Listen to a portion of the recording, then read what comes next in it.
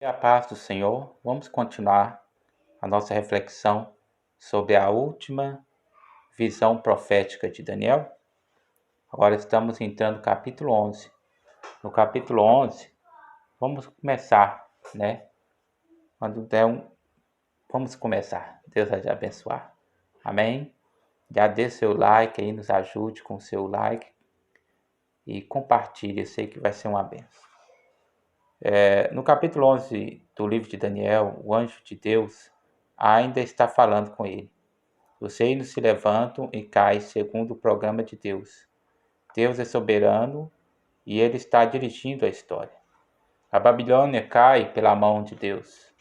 Stuart Olyott descreve essa verdade assim: o Império Babilônico foi derrubado pelo poder de Cristo. Os medos e persas foram seus instrumentos terrenos, mas para a efetiva queda de Babilônia, mas que foi um ato divino, não um ato humano, realizado pelo próprio Filho de Deus. Agora os seis da Pérsia também cairão. Cairá também o grande rei da Grécia. As lutas internas que se travarão entre os reinos do norte e do sul estão profetizadas e nada escapará ao controle divino. Esse texto levanta a ponta do véu e revela-nos vários detalhes daquilo que está para acontecer na história. Em primeiro lugar, Daniel fala sobre os 4 reis persas. Ele fica sabendo que 3 reis persas sucederão a Dário, o Medo, seguidos por um quarto e poderoso governante que usará sua riqueza para financiar uma guerra completa contra a Grécia. Ok? Vamos ler lá o capítulo 11, versículo 1, para começarmos. Sendo que no primeiro ano de Dário, rei dos Medos, ajudei-o e dei-lhe apoio. Pegando esse versículo aqui, da forma como está aqui, a gente vai entender que ele está falando que ajudou Dário e deu apoio a Dário. De uma certa forma, ajudaram, né, na batalha para que esse rei pudesse ser estabelecido, porque estava nos decretos divinos.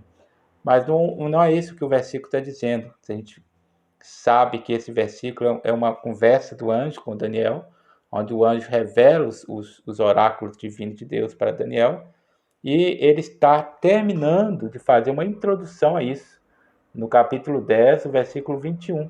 Então, o versículo 1 do capítulo 11 é a continuação da frase que ele tinha dito no capítulo 21, que dizia: mas antes lhe revelarei o que está escrito no livro da verdade, e nessa luta ninguém me ajuda contra ele, senão Miguel, príncipe de vocês, sendo que no primeiro ano de Dário, rei dos Medos, ajudei-o e dei-lhe apoio. Está vendo como o sentido mudou?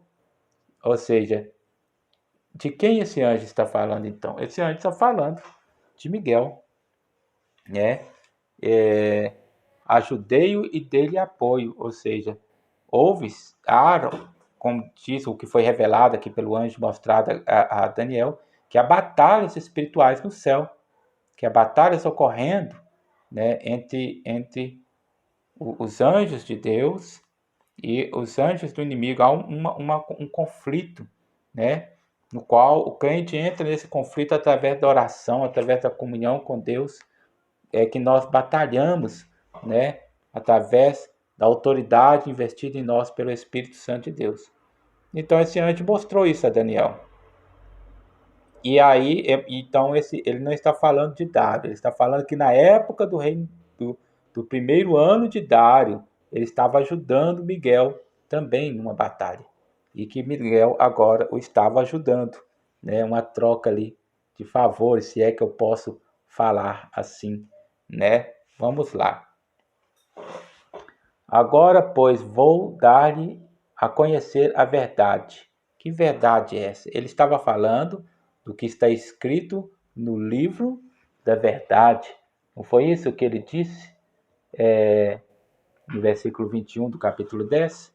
Então ele está agora revelando o que está escrito no livro da verdade, de forma bem resumida, porque a história é muito ampla e ele vai falar de forma resumida sobre isso, né? E porque ele vai se deter mais no capítulo 11, mais falando sobre os reis do Egito e o rei da Síria, que são os reis do Império do Norte e do Sul. Do Norte referindo-se à Síria e do Sul referindo-se ao Egito.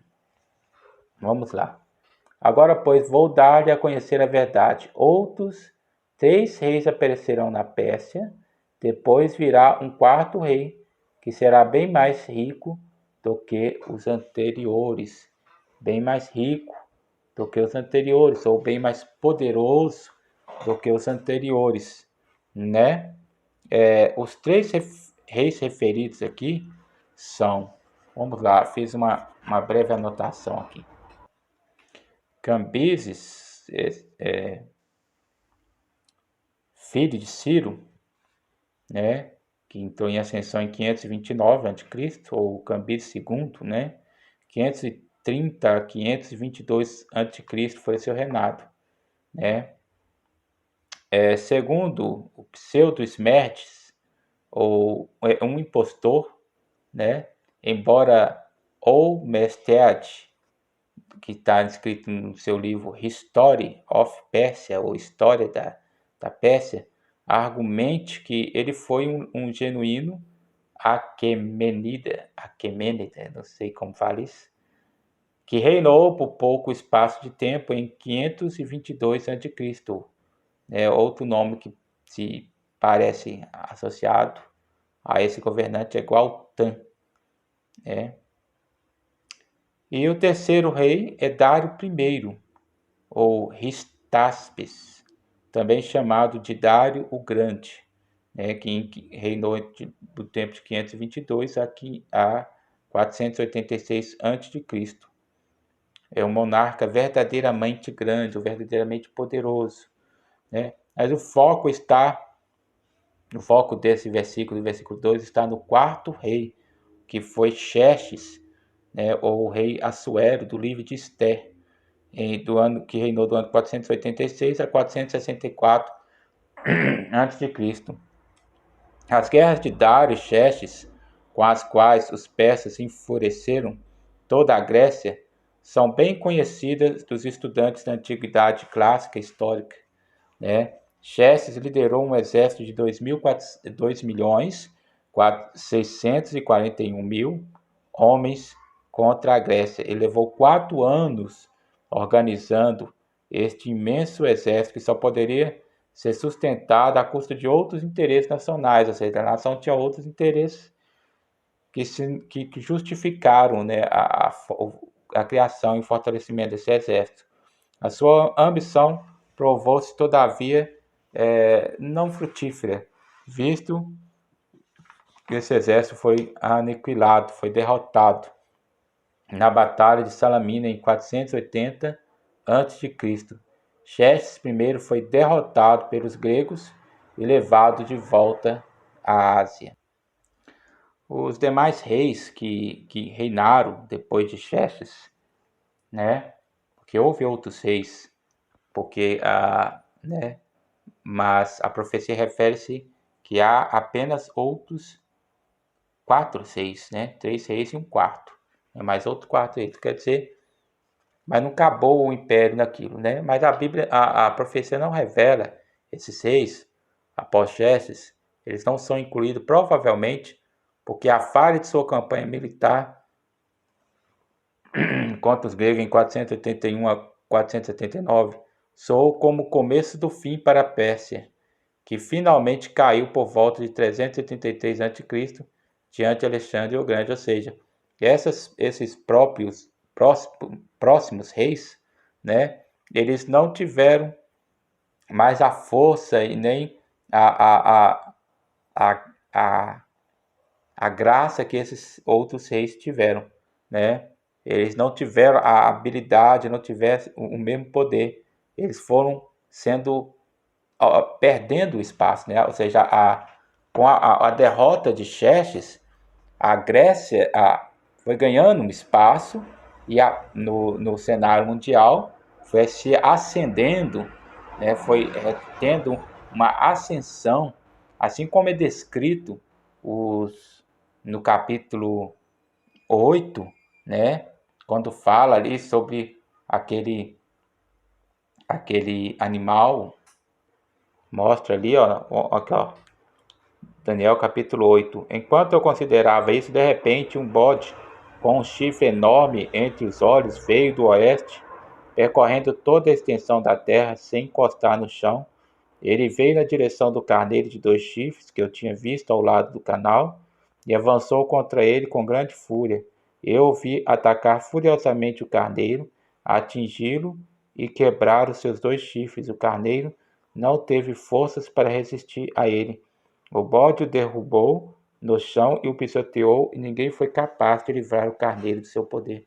Então aqui está descrevendo como foi forte e rápido o crescimento da Grécia, né, que se enfureceu, né, diante dos ataques da Pérsia, né, eles se expandiram e ganharam força, ganharam espaço, ganharam terras e foram crescendo, crescendo, e depois dessa derrota de Xerxes, o Império Persa praticamente não existia mais. Existia um resquício do Império Persa que foi derrotado por Alexandre o Grande, que a gente vai ler agora o versículo 3, que fala sobre ele. Então surgirá um rei guerreiro que governará com grande poder e fará o que quiser, né? Então aqui está falando de forma clara sobre Alexandre o Grande, né?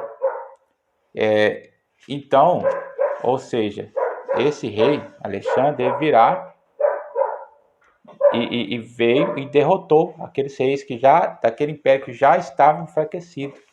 Ele ganhou espaço, ganhou uma ascensão e rapidamente ele conquistou toda a Pérsia, todo o império persa passou a ser um império grego.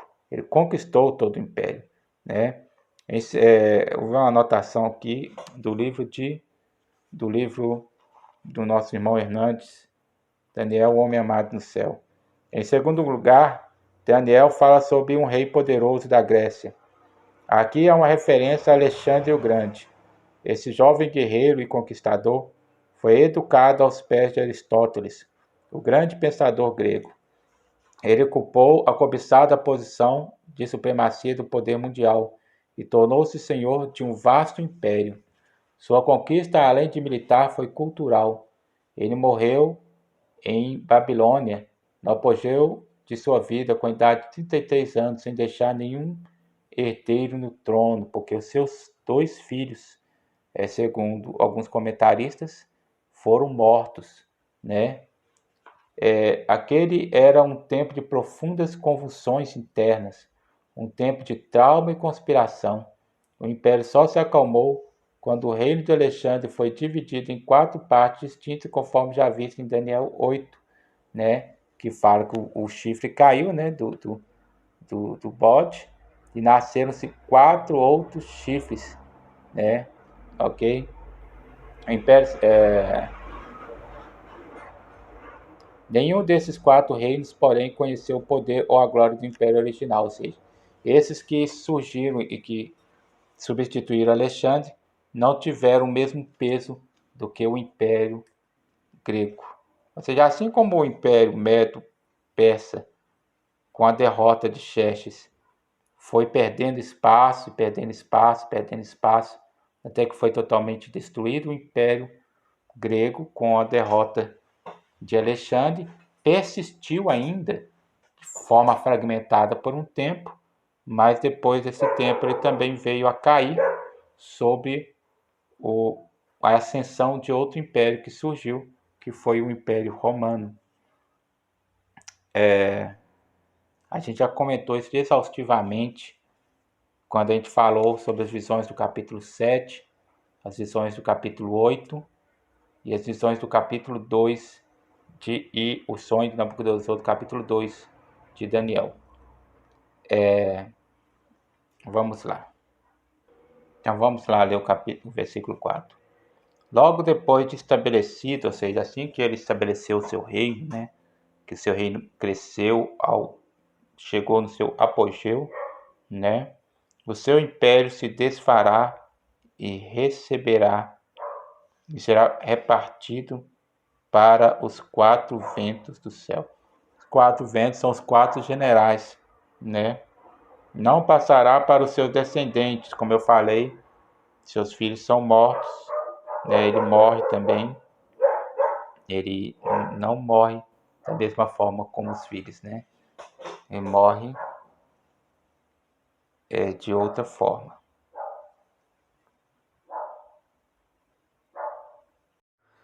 Segundo Mute, ele morreu de febre e de excessos, né, de alcoólicos, ou seja, de alcoolismo, né,